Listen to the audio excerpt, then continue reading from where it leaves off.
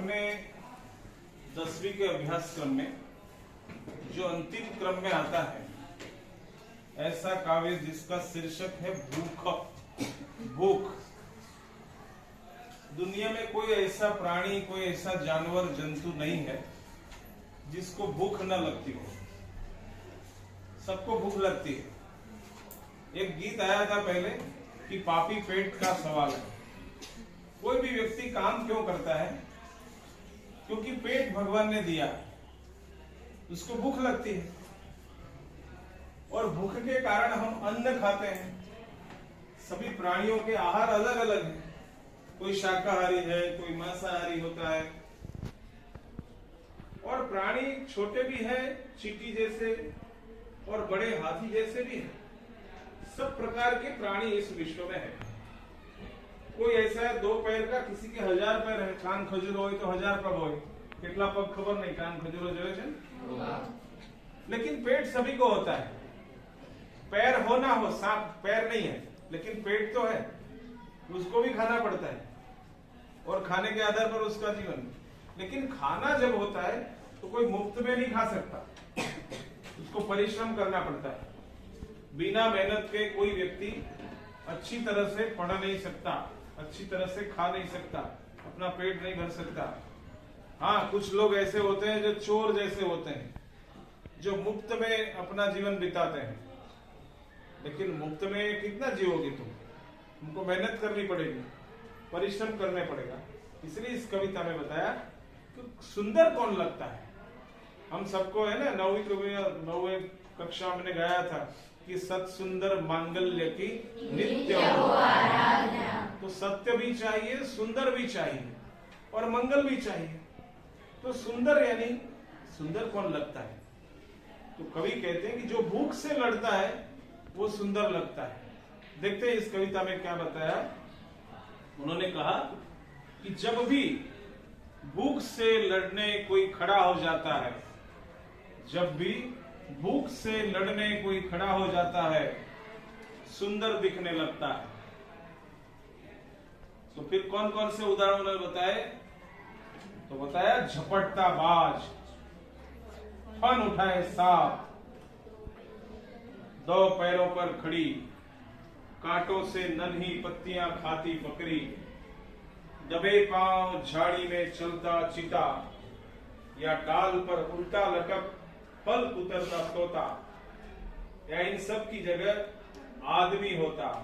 जब भी भूख से लड़ने के लिए कोई खड़ा हो जाता है तो सुंदर दिखने लगता है।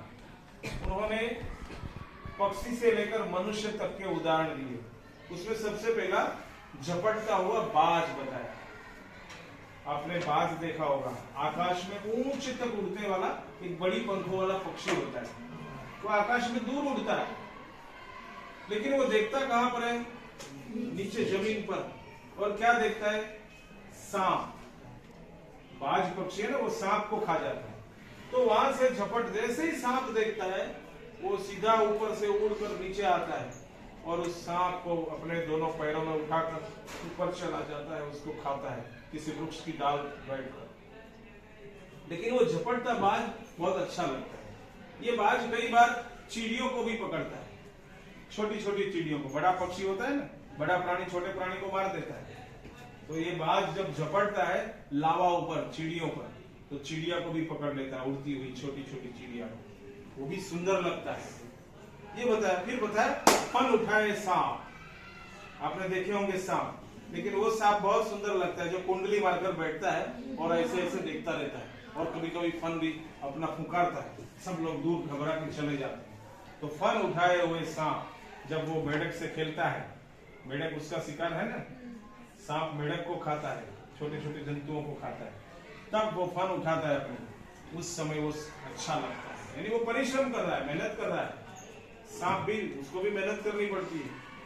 फिर आगे बताया कि 2 पैरों पर खड़ी होती बकरी जो कांटों से पत्तियों को चुनती है। तबे बकरी ने गेटा ने जोया हશે, ये वाड़ में कांटा में ना 2 पग आगला ऊपर करे, दोनों पैर उठा, फिर वहां से छोटी छोटी पत्तियां अपने छोटे छोटे होंठ से तोड़कर खाती।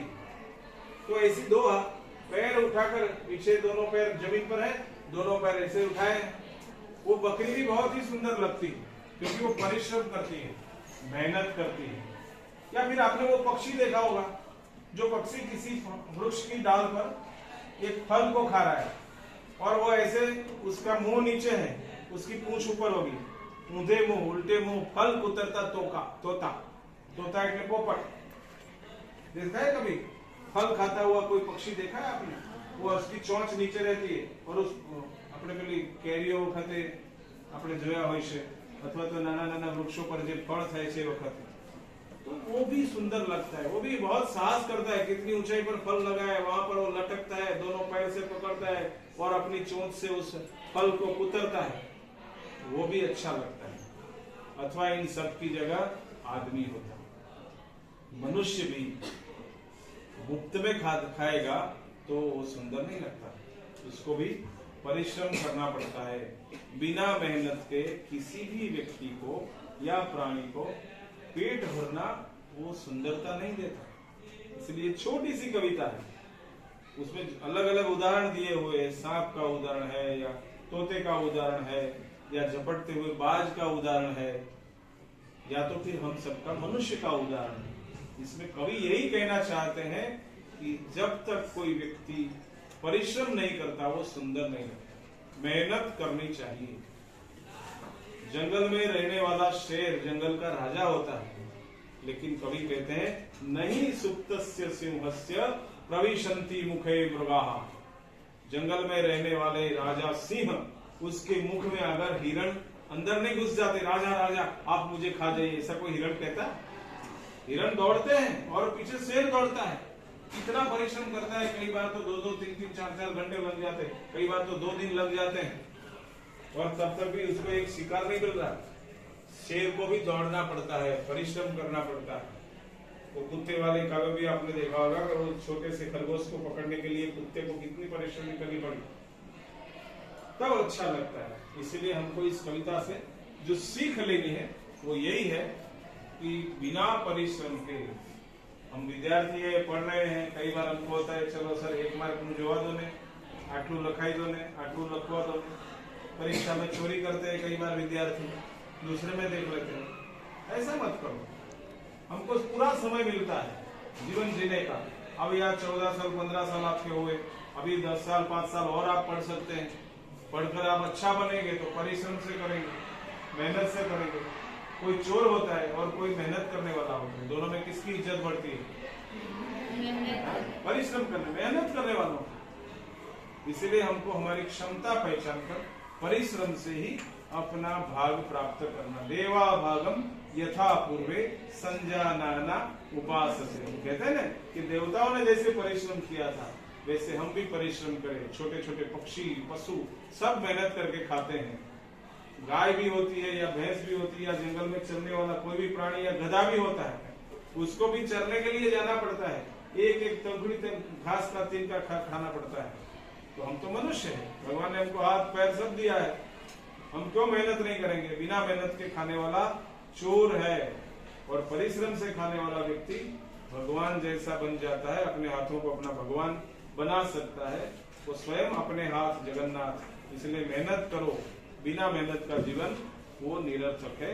यही इस काव्य का संदेश है। अस्तु, बहुत बहुत धन्यवाद।